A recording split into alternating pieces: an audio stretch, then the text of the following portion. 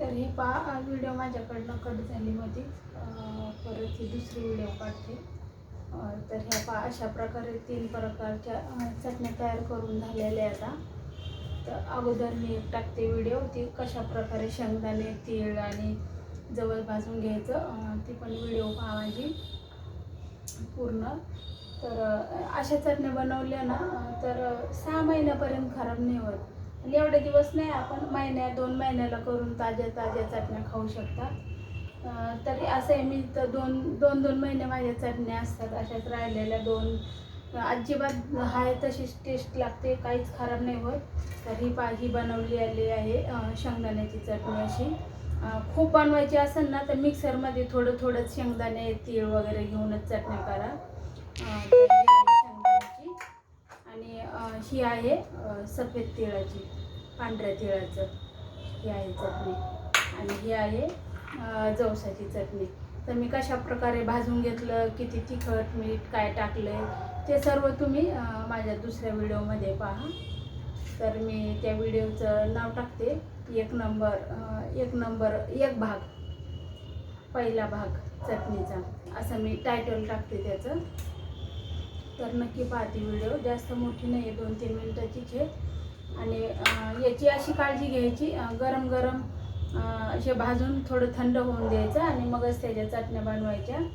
आणि चटण्या बनवल्या भरून नाही ठेवायचं, थोडं 5-10 मिनटं बाजूला ठेवायच्या थंड व्हायला। आणि अशा स्वच्छ बरण्या घ्यायच्या, चांगली एकदम कोरडीफट बरणी करायची, याच्यामध्ये चटण्या भरून ठेवायच्या। आणि याच्यामध्ये वेगळा चमच ठेवायचा आपण, कारण ओल्या हाताने कधी चटण्या काढायच्या नाही, आणि याच्यामध्ये सेपरेट चांगला सुकलेला चमच वापरायचा, ओला चमच नाही वापरायचा। आणि आपल्याला चटणी काढून झाली का आपण लगेच पॅक बंद झाकण लावून ठेवून द्यायचं। आणि खरकाट्या हाताने कधी चटणी नाही घ्यायची, तुमची 4 महिने चटणी खराब नाही होणार, जशाला तसे राहील चव वगैरे एकदम। तर हे पहा अशा प्रकारे ही भरली शेंगदाण्याची चटणी, आणि ही आहे तिळाची चटणी। ही पहा तिळाची चटणी आहे तशी, आणि ही आहे जवसाची, ही अशी काळपटच येते जवसाची चटणी। आणि शुगर बीपीच्या माणसासाठी तर एवढी खास येत नाही ह्या चटण्या, कारण यात लसूण वगैरे टाकलेलं आहे। तर तुम्ही सकाळी सकाळी नाश्त्याला एक चपाती आणि तिळाची किंवा जवसाची चटणी जर खाल्ली ना तर खूप चांगली आहे शरीरासाठी, खूपच। आणि शेंगदाण्याची सुद्धा कधी कधी खाऊ शकता तुम्ही, ज्यांना आवडत नाही जवसाची तिळाची तर त्यांनी शेंगदाण्याची खा। खूप छान असं चटण्या बनवलेल्या आहेत, अशा बनवून ठेवायच्या, 2 महिने तरी घोर नाही राहत, अशा चटण्या बनवून ठेवल्या का 2-3 महिने मस्त आरामशीर टिकतात।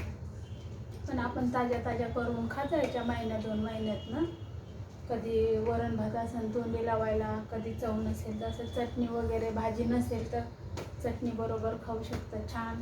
तर माझ्या ह्या तिन्ही पण चटणी बनवलेल्या कशा वाटल्या नक्की कमेंट करून सांगा। आणि कसे तीळ भाजायचे, शेंगदाणे ते कसं वाटायचं ते सगळं ती व्हिडिओ माझी पहा, काय ती पण खूप मोठी नाही, 5 किंवा 6 मिनिटाचीच व्हिडिओ आहे ती पण। तर नक्की पहा ती पण व्हिडिओ। तर धन्यवाद व्हिडिओ पाहिल्याबद्दल, कमेंट करून नक्की सांगा कशा बनवल्या चटण्या ते।